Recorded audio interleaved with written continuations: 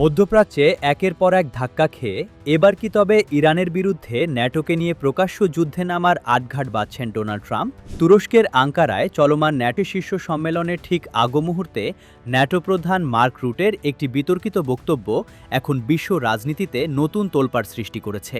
ইরানের ওপর আমেরিকার সাম্প্রতিক ও সম্পূর্ণ অবৈধ হামলাকে এবার প্রকাশ্য বুড়ো আঙুল দেখিয়ে একেবারে প্রয়োজনীয় এবং ন্যায়সঙ্গত বলে বৈধতা দেওয়ার চেষ্টা করলেন ন্যাটো প্রধান। কিন্তু প্রশ্ন হল, হঠাৎ কেন ন্যাটোর এই মরিয়া ভাব?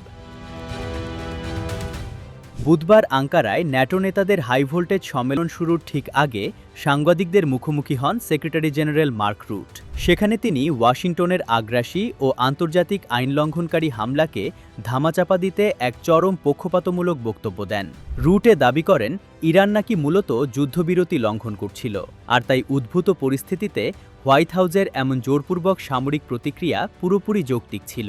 অথচ বাস্তব সত্য হল, মধ্যপ্রাচ্যে শান্তি বিনষ্ট করতে এবং ইরানের সার্বভৌমত্বে আঘাত হানতে ট্রাম্প প্রশাসনই বারবার আন্তর্জাতিক চুক্তি ও শান্তি আলোচনাকে বুড়ো আঙুল দেখিয়ে আসছে। সবচেয়ে বড় উদ্বেগের বিষয় হল, ইরান ও আমেরিকার এই দীর্ঘদিনের দ্বন্দ্বে ন্যাটো জোট সরাসরি বা আনুষ্ঠানিকভাবে কখনো যুক্ত হয়নি। তাহলে আঙ্কারায় এসে হঠাৎ ন্যাটো প্রধানের মুখে মার্কিন আগ্রাসনের এই নির্লজ্জ সাফাই কেন? আন্তর্জাতিক বিশ্লেষকরা বলছেন, এর পেছনে লুকিয়ে আছে ডোনাল্ড ট্রাম্পের এক গভীর নীল নকশা।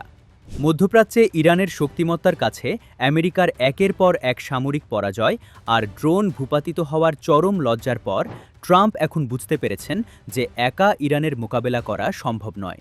আর সে কারণেই কি তবে পুরো পশ্চিমা ন্যাটো জোটকে এই যুদ্ধে টেনে নামানোর অপচেষ্টা চলছে?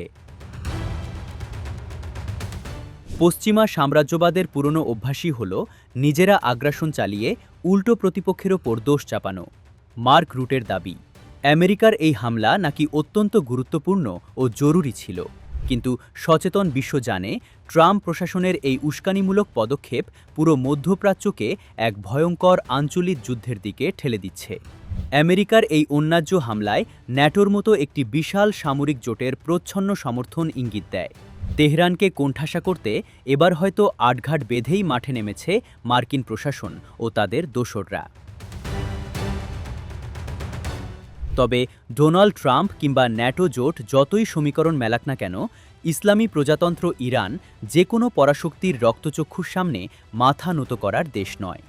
আঙ্কারা থেকে ন্যাটো প্রধানের এই উস্কানিমূলক বার্তা মধ্যপ্রাচ্যের আগুনকে আরও বাড়িয়ে দেবে কিনা, আর মার্কিন ন্যাটো অক্ষের এই নতুন চালের জবাবে তেহরান কী প্রতিরোধ গড়ে তোলে, এখন সেটাই দেখার বিষয়।